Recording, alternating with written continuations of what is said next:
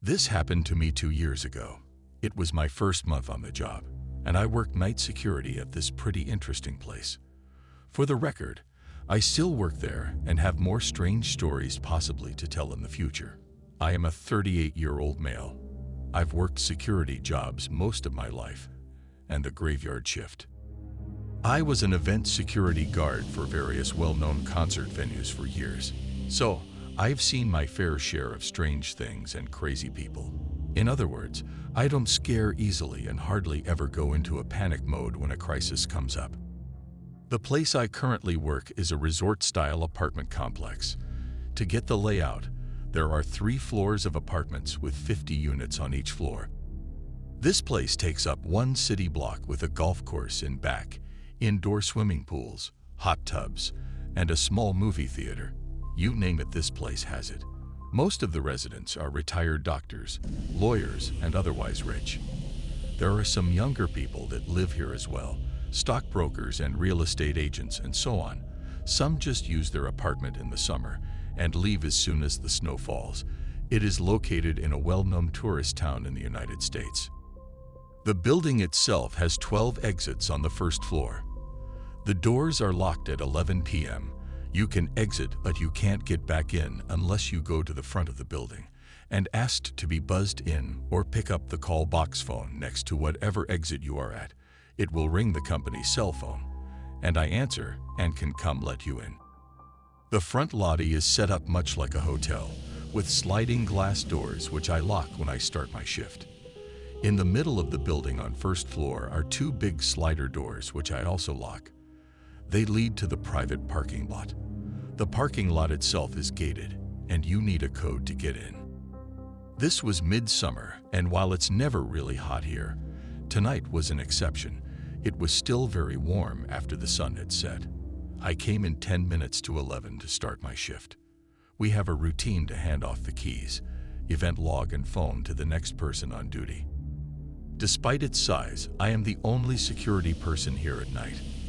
My coworker who was leaving told me the side iron gates that lead to the parking lot are open on one side because they are stuck. This is nothing new, and they often do get jammed. She told me the repair people would be in tomorrow sometime to fix them, but to just do some extra patrol out there tonight. This place sits across the road from a public park, and while the area is pretty decent, the park tends to breed druggies and homeless at night who sometimes like to try and wander on the property or cause trouble. My night started out as uneventful. As a security guard in this place, we only have pepper spray, a large flashlight, keys, and a company cell phone to call 911 if need be.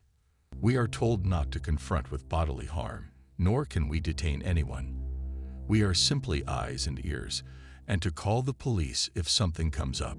Of course, you can defend yourself if you need to, but in all cases, if you are in danger, call the police is the company policy. Basically, I am to walk the grounds and floors for anyone suspicious, watch the cameras in the security office, which is in the lobby, and otherwise try to stay alert. If a resident calls for a maintenance request, I would take the information down in the computer for day shift, or if a resident called with a security issue, I would attend to it. Pretty easy enough job, I thought. I locked the doors to the parking lot and the lobby doors. I did a sweep of all the floors and then found myself back at the desk. It was really quiet, and it rolled around to 3 a.m. I had just sat down to eat my lunch when the company's cell phone rang. The caller ID let me know it was from one of our outside call box phones. I picked it up and said, "Thanks for calling, resort name here. This is Security Officer James. How can I help you?" All I heard was someone breathing heavy. I glanced at the cameras and could see the shadow of a figure standing just out of reach from the door and camera view. All I could see is the open call box and the metal cord from the phone. I again asked how I can help. The man started to breathe heavier and laughed in silence. It was one of those laughs you hear in a movie when the lunatic is about to do something terrible. I got up from my chair and started to walk out of the office and to the door he was at when it rang again, this time from call box number 2, which was further down. I quickly looked at the camera and seen this large figure in a hooded jacket. I knew this was strange, as it was very warm outside. He was holding a black bag in his hands, but had his back to the camera. "I'm coming for you, and you're gonna disappear," this voice said, in a raspy, deep tone. He hung up before I had the chance to say anything.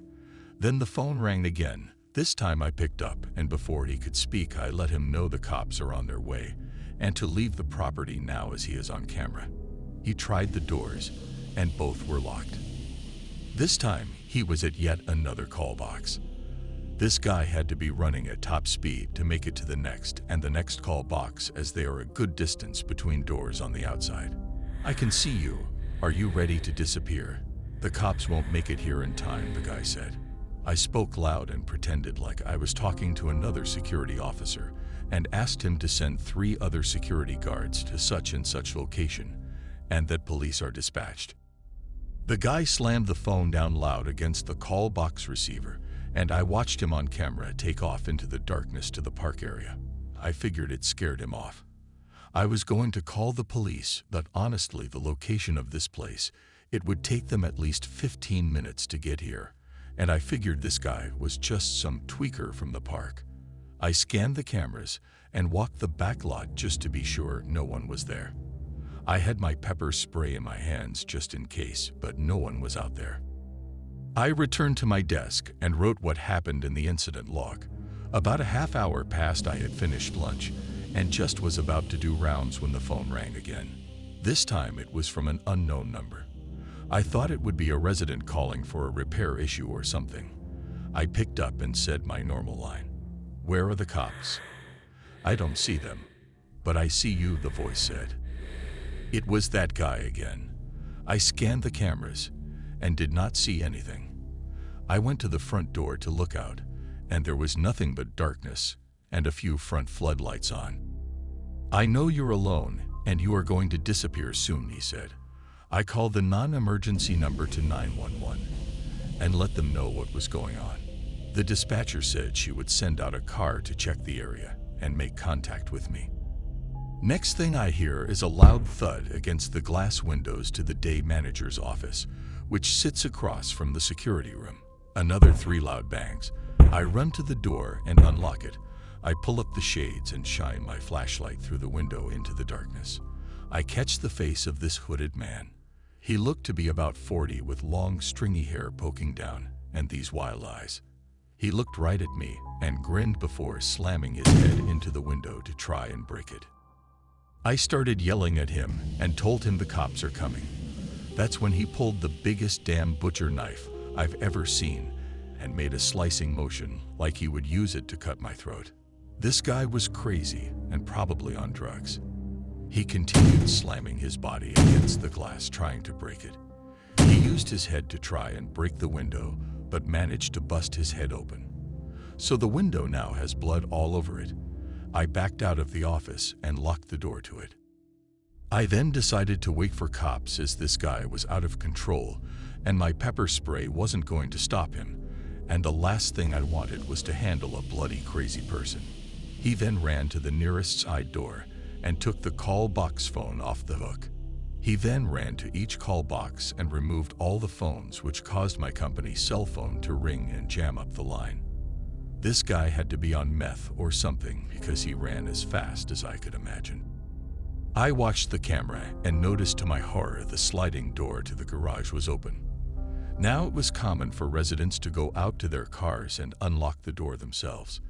It's just a sliding lock like the kind in department stores, but this is the last thing I need with this nut job running around. I sprinted across the building and took a shortcut through a couple banquet rooms to make it to the garage. As I was doing so, I saw that crazy guy running up the garage pathway. I slid that door as fast as I could and locked it before he got to the entryway. He then slammed his body into the glass, over and over, but the door did not move.